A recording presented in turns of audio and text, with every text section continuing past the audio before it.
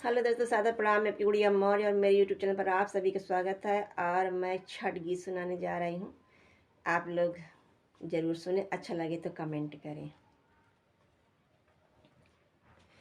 छठी मैया दई दाए के ललनवा दुनिया ताना मारे ना। छठी मैया दई दाए के ललनवा दुनिया ताना मारे ना।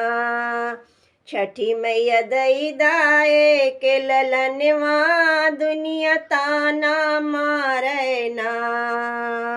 सासू मारे ताना मैया ससुरु मारे तनवा तनवा उनहु मारे ना।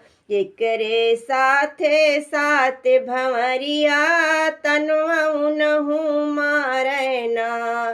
जेकरे साथे साथ भंवरिया तनवा उनहु मारे ना।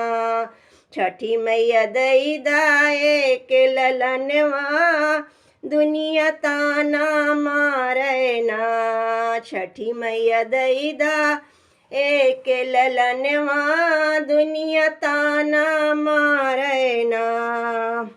जेठी मारे ताना मैया जेठानी मारे तनवा तनवा उनहु मारे ना। हो तनवा उनहु मारे ना। जेकरे साथे घूमे भंवरिया तनवा उनहु मारे ना। जेकरे साथे घूमे भंवरिया तनवा उनहु मारे ना। छठी मैया दई दाए के ललनवा तनवा दुनिया ताना मारे ना। छठी मैया दई दाए के ललनवा दुनिया ताना मारे ना। देवर मारे तनवा मैया देवरानी मारे तनवा तनवा उनहु मारे ना। तनवा उनहु मारे ना। जेकरे साथे घूमे भंवरिया तनवा उनहु मारे ना। जेकरे साथे घूमे भंवरिया तनवा उनहु मारे ना। छठी मैया दई दाए के ललनवा दुनिया ताना मारे ना।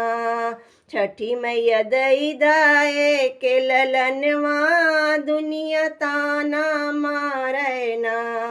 छठी मैया दई दाए के ललनवा दुनिया ताना मारे ना।